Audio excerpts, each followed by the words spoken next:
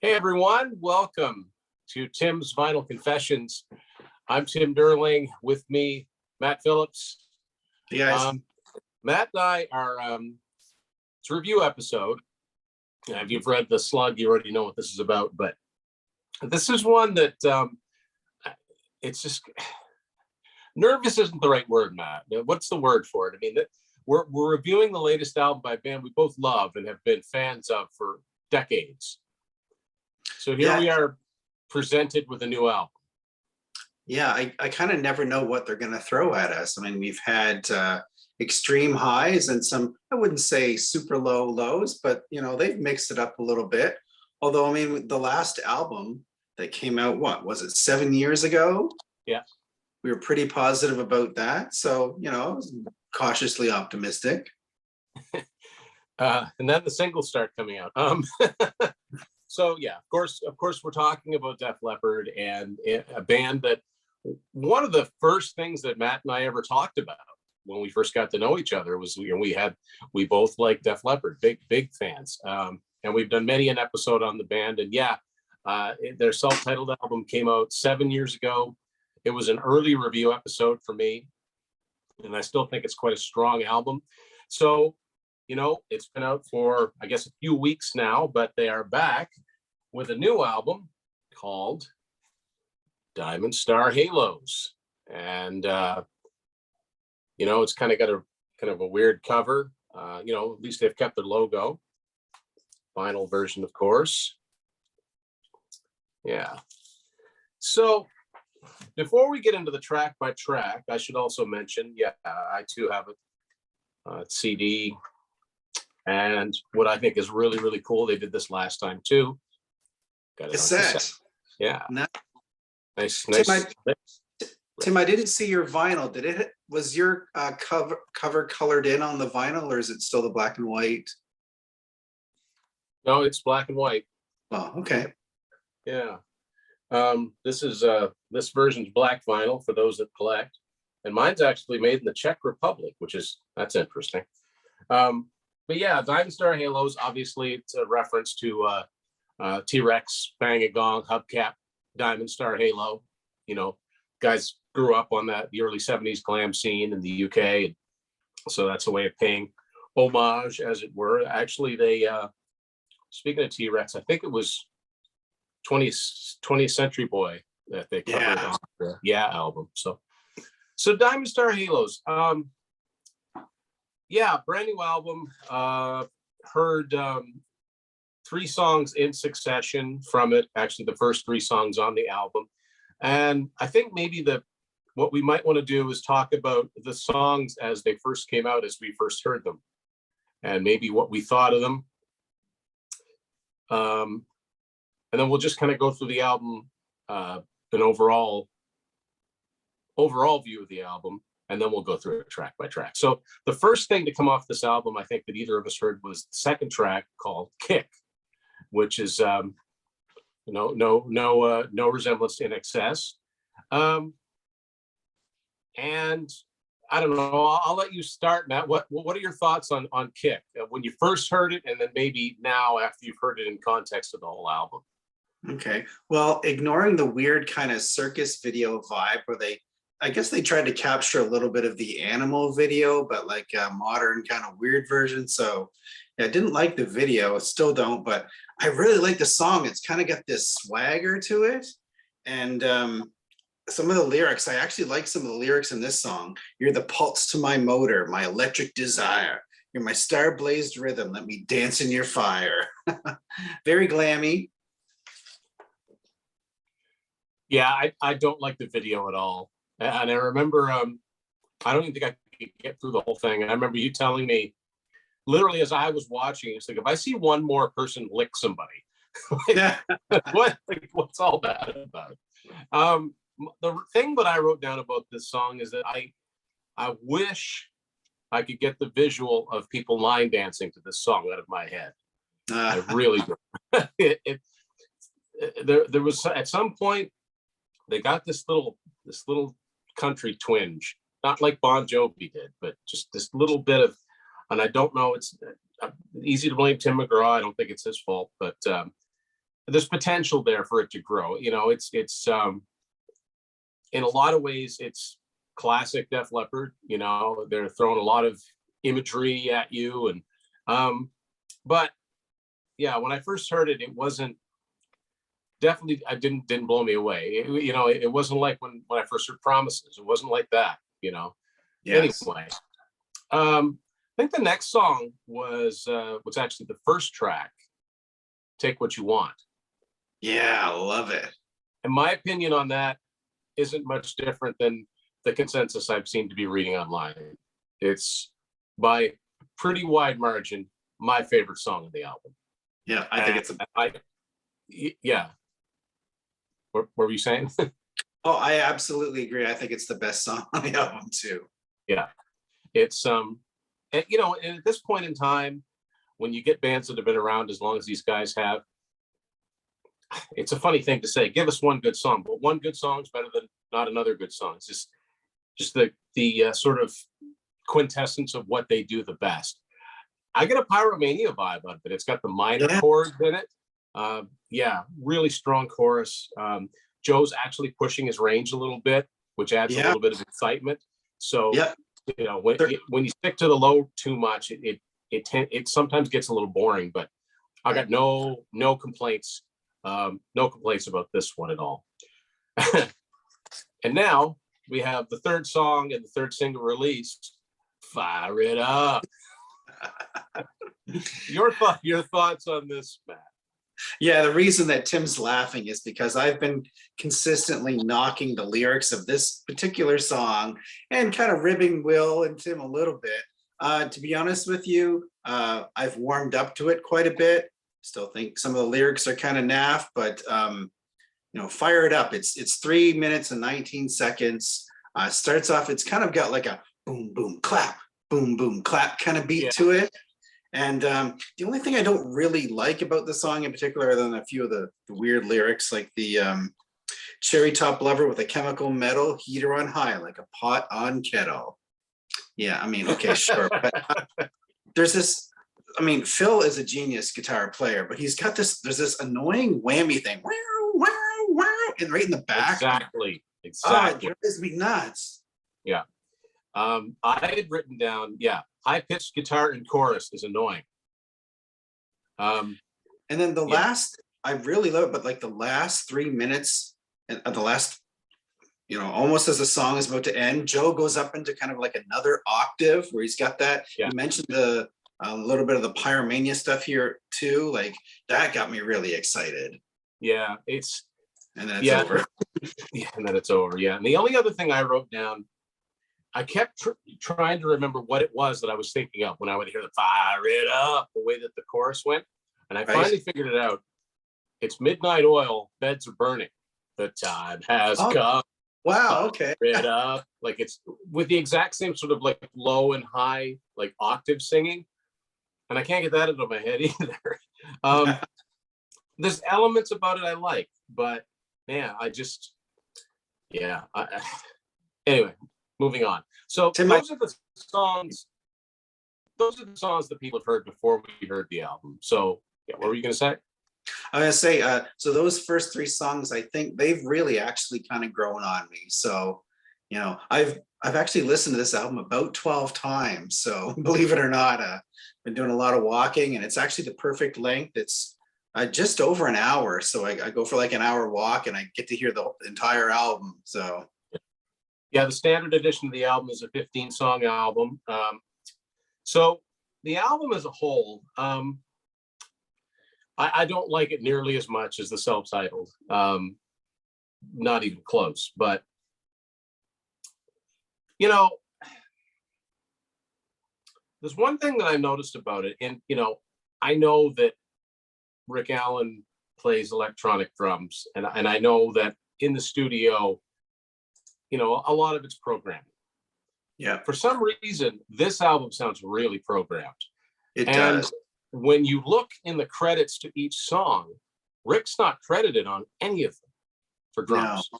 It just says drum programming by Ronan McHugh. And I don't know if that's, you know, they did it in different studios or what, but there are parts that sound like, regular post-hysteria Def Leppard drums would sound, but I don't care for that part of the production so much. Sounds extremely programmed. I think that's due to the way that the album actually came together. So they never actually, none of the members of Def Leppard ever were in the same room when they put this together, of course, during the pandemic.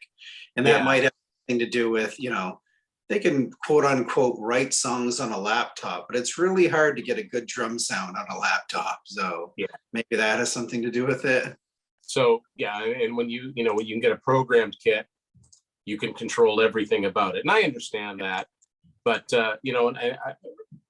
I listened to the self-titled album a couple of times too recently. And I remember thinking, whatever it is that they did to get the sounds on this album, it actually sounds like Rick playing his kit. Whereas a lot of the stuff on here doesn't, but, it's just kind of, who actually produced this album? They do it themselves? The recording engineer is Ross Hogarth. And then there's a few people that worked on string arrangements. And as far as the actual producer, let's have a look here. Yeah, it doesn't sound wildly different from anything they've done in the last few years. Ronan McHugh and Def Leppard. So, and this Ronan McHugh actually engineered, mixed, edited, and glued together. So that probably tells you, so it was recorded at Joe's Garage in Dublin. That's Joe's home studio. Phil's Sweatshop in Laguna Hills, Sav's Bass in Sheffield, Viv's Guitar Shed, New Hampshire. So Viv must live in New Hampshire. That's cool. So they're entirely separate during the entire process of the album. So, which means for those of you that are watching, New Hampshire's not all that far from here, considering it's in the States. Now, with the exception of the album as a whole, Matt, for me. With the exception to Take What You Want, which is pretty much good as it's presented. Even the other songs in here I like. There isn't one song that I wouldn't change something about. Making notes about it. I wish they'd done this. I wish they hadn't done that. Like, for example, Fire It Up. I wish they hadn't put that all the way through the chorus. It's like a buzzing sound. So, and keep in mind, I know there are going to be huge fans of Def Leppard, that how can you rip this apart? It's Def Leppard. We're big fans of Def Leppard.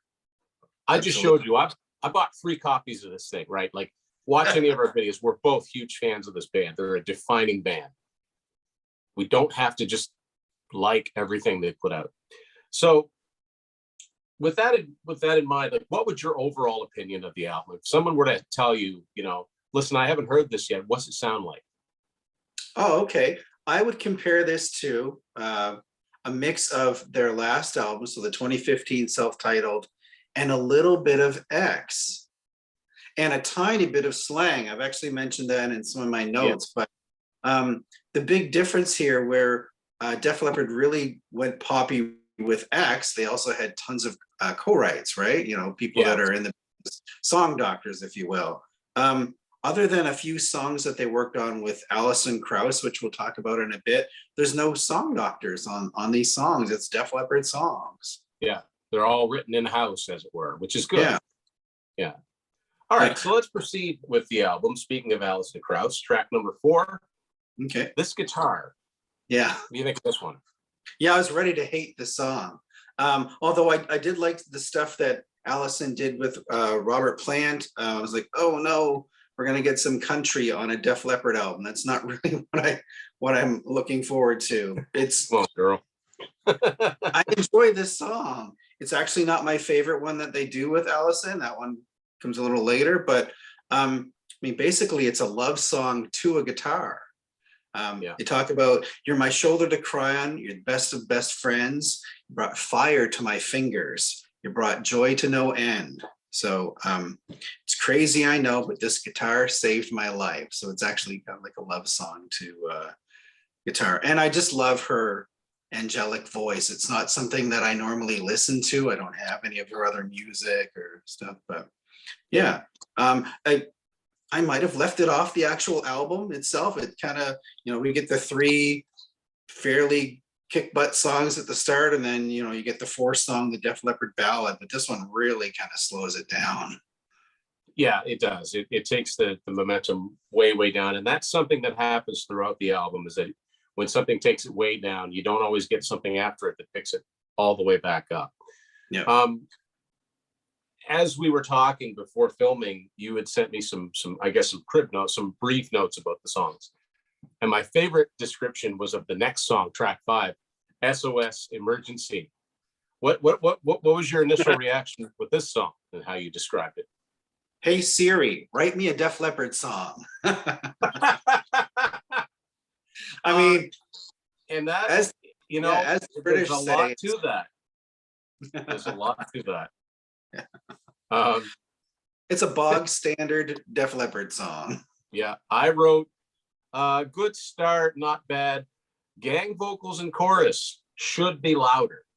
Which is unlike them. Which is unlike them to not crank up those gang vocals. But I guess I said again, not bad. Next song, Liquid Dust.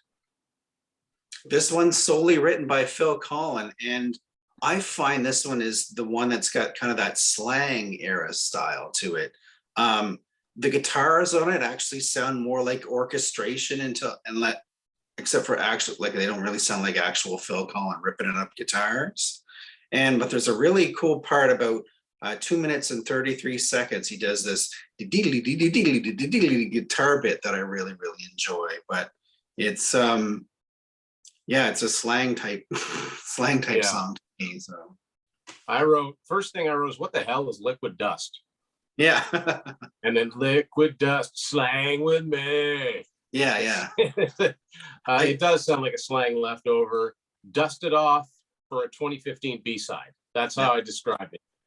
One of my favorite, actually minor favorite parts of this album, though, is how this song, track 6, Liquid Dust, rolls into the next song, track 7, You Rock Me. I like how there's no break. These songs kind of merge together. One rolls into the other, and I really dig that. There's a band I really like called Days of the New, and their second album, it's entirely like that. Every song bleeds into the next one.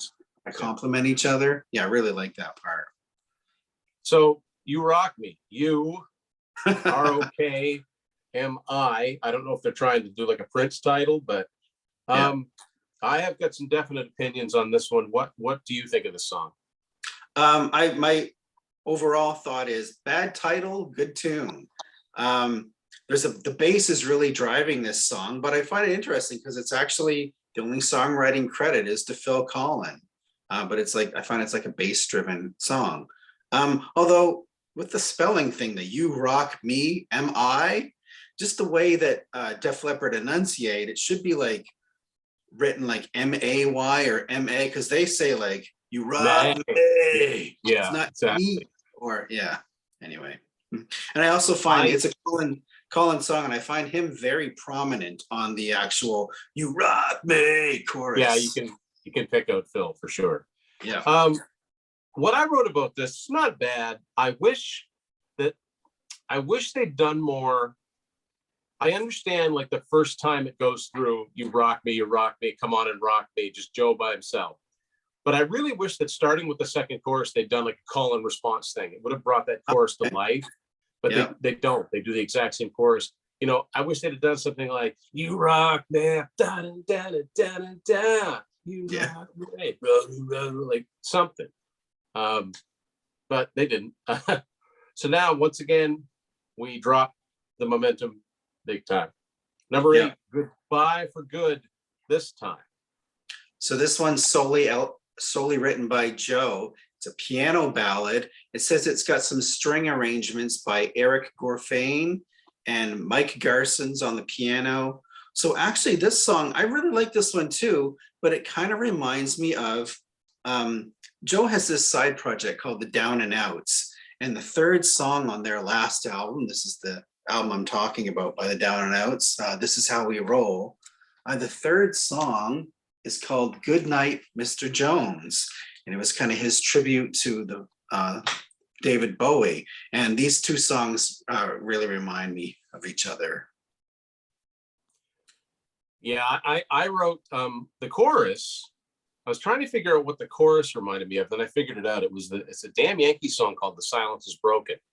But the silence is broken now. Da, da, da, da. Goodbye for good. I don't know. Yeah. I said it's too soon to slow down again Yeah. in the sequence of the album.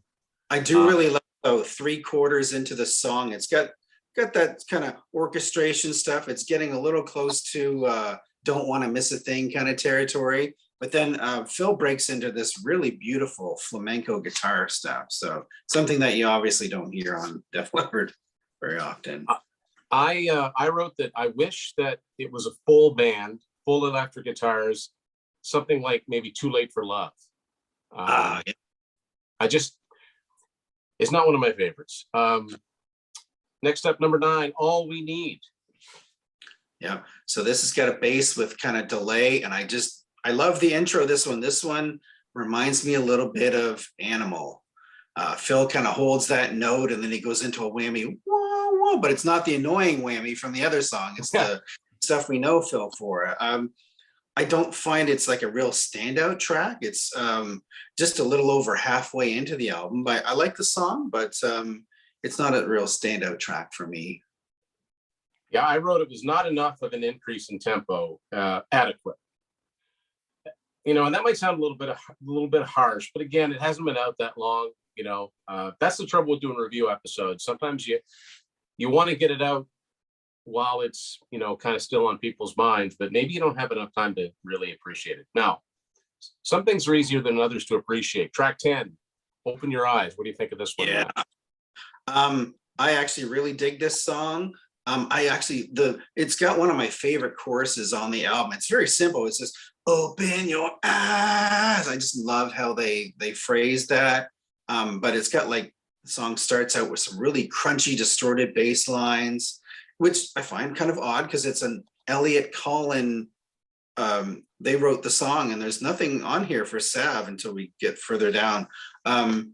It's one of the two. I find this album is actually fairly positive, really upbeat. Even the dark songs are fairly upbeat, but this one and another one. So this track 10, "Open Your Eyes," I find is one of the kind of darker songs, at least lyrically, on the album. "I'm tired of this game. Come down from your mountain. We're lost in all this darkness and fear, and all that we crave is a seat at your table. Come feed us. Watch this pain disappear." Not exactly the kind of lyrics you're expecting from Def Leppard. It's very slang. Yeah. Yeah. I put finally some rock, and I spelled it RAWK. Yeah. And the other thing I wrote, "Joe sings the chorus well." Yeah, I like the chorus. That's classic Def Leppard chorus.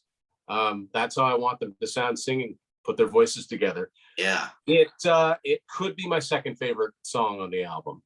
Really? Yeah, I really like this one. I found myself nodding my head a lot as I was listening to it. I'm like, yeah, that's good. That's good. Excellent. So next up, kind of keeps the tempo going. "Give Me a Kiss That Rocks." What do you think of this one? No, I think this one is another sort of fairly standard Def Leppard song. It's another Elliott Collin song. But so track 11, "Give Me a Kiss." Did you happen to notice any subtle references to the hottest band in the land? I was listening to it and I checked out some of the lyrics. "You know, it's that pout that makes me want to shout out loud. Give me a kiss that sonic boom bang. Be the yin to my yang. Show me a thrill that shocks. When the thunder begins, give me a kiss that rocks." I don't know if that's intentional. I would probably say so. Yeah, they did tour with Kiss a few years back. It's funny. I wrote more up tempo. I said it could be a Bryan Adams verse. The verse reminded me of Bryan Adams, which is not 100 years, a million miles away, right? They've got the Mutt Lange connection and all that. And I said, I kind of like it. I don't mind this one. I never picked up on the Kiss band references, but that's kind of even cooler. So yeah, I like this one. Yep. Next one, Angels, track 12. Yep. "Angels Can't Help You Now," in brackets, another Elliott song. This one's almost 5 minutes long, and it's more of like an acoustic ballad. Then it has that orchestration stuff layered on it. Um, I wondered about I was looking at the lyrics to this one, and I kind of wondered if this was about Joe sort of talking about living through the pandemic. He talks about another deadline lost, another promise gone at any cost. You can't see the damage done, a battle never won, and so on and so on. I dig this tune. We actually don't hear the angels can't help you now part until kind of what you would consider like the coda of the song. And then right at the very end, there's this really virtuosic kind of piano twinkles, and I really like that stuff, but then it's kind of over. Yeah. What did I write about this one? I said it's melodically compelling in that I can't predict what it's going to do, and I can't predict I can't predict its 12. No, that can't be it. Maybe it's verse. I don't know, but yeah, I found that it wasn't a paint by numbers type of. We need to have this song at this part of the album now. Yeah. Next up, track 13, Lifeless. Yeah, the last one to feature Alison Krauss again. I feel like this could, I don't know if they dare attempt this, but this could maybe be like a country crossover hit for Def Leppard if they even dared go that way. Right. Believe it or not, Tim, this is actually one of my favorite songs on the album. It's not something I would normally listen to. I wouldn't really consider it, a standard Def Leppard song by any stretch of the imagination. Just I really like the chorus. It's you left me lifeless, you left me cold as a stone, you left me out on my own, you let me go. And so as Joe's singing, I really like the way their voices kind of blend together. She's got such a sweet, angelic kind of voice. You always hear like a little you left me kind of stuff. And there's all kinds of, so where we would normally have Def Leppard vocals kind of layered throughout, she's all layered throughout this song.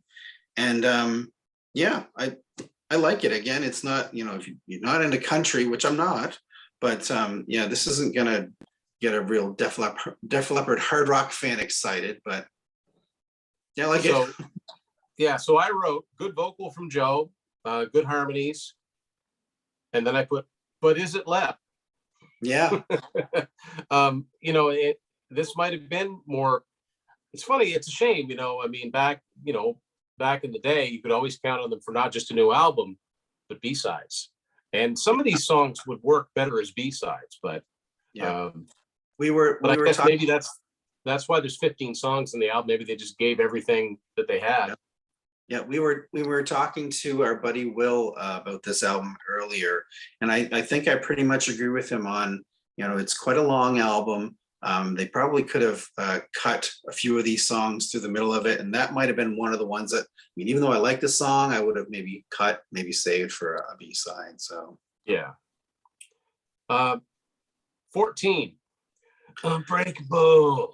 Yeah, now I really love this song, actually, although it's got some of that drum machine vibe. So if you're really not into that, but so it's got this kind of ominous modern Too Late for Love kind of vibe, the way it begins, and then it kind of kicks into the drum machine. So, but everything about it, like the drum machine, so it's obviously very synthetic, and the guitars are so processed that on purpose, that they barely really sound like a crunchy Def Leppard guitar. So, and then I find it's sort of like an ominous song, but then a minute 20 into it, it goes into this cheerful kind of chorus. Unbreakable, unshakable, and then it gets back kind of with the ominous thing again. So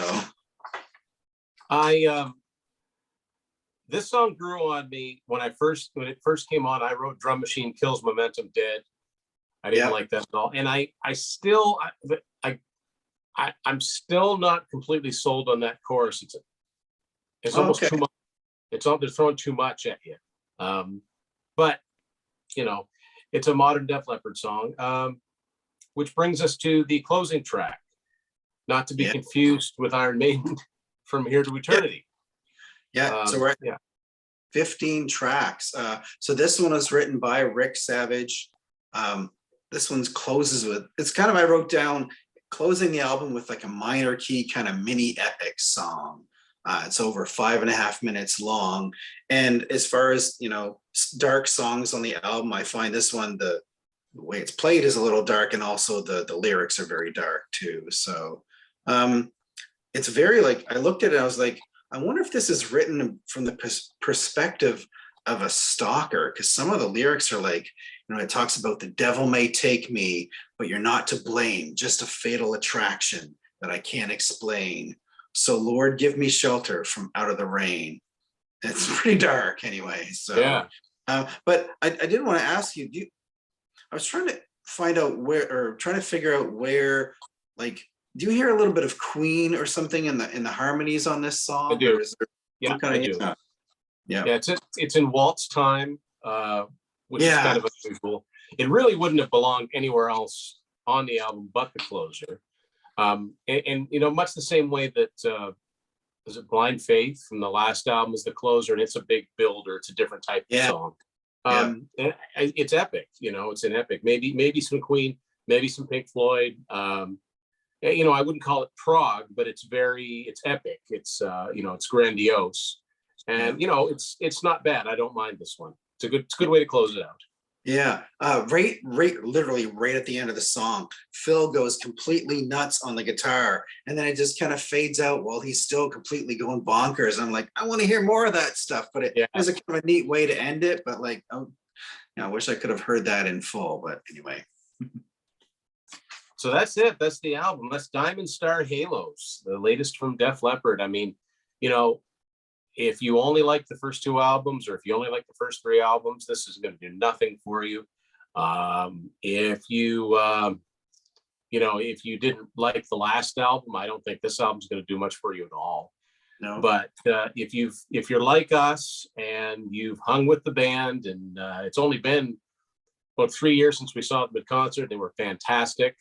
You'll find things to enjoy here, and a lot of these songs could be growers. I guess my only thing, which I've never really thought about this about a Def Leppard album before, but like I said, other than the first track, there's hardly any parts of these songs that I would have left exactly as is. If I was behind the mixing board, I would have said, why don't you make that vocal louder? Why don't you crank the guitar up a little bit? Why don't you nix the programming drums on that? Just let the guitars come in, or it's sort of like a backseat driver, Monday morning commentary kind of thing. But like I said, we're big fans, and we've given this a thorough going through, and we'll be listening to it some more too. But we want to know what you guys think of Diamond Star Halos, latest from Def Leppard. Did anyone else get the cassette? I'm curious about that. I just think it's cool. Like, I remember that last album came. The funny thing is, when the last album came, it was open. Oh, okay. It didn't have any. And this is back on Universal Music, which is interesting. Yeah, it was the last album they put out themselves. So there you go. Yeah, sorry, Tim, before you close off, just really quick, I wanted to mention, so as of we're filming this video, I looked at some of the charts with how this ranked, and it's the first number, so cracked the top 5 in the UK for the first time since 1996. Going all the way back to Slang as their first number 5 album. It did fairly well in the US, number 1 on the rock metal albums. It's actually number 10 on the US Billboard, the top 200 albums. So that's really good. I was kind of surprised in the Canadian album charts. It only went to number 16. Again, this is, only the first week of it being out, but usually Canada is way more keen about Def Leppard, I find, than everywhere else. But maybe it's supply chain issues. Maybe people that would have bought it haven't bought it yet. They can't find it. That's starting to become a real issue, I think. Yeah. There you go. Def Leppard, Diamond Star Halos, our 2 cents, and we'd like to hear from you. Thanks everyone for watching Tim's Final Confessions. We'll see you later.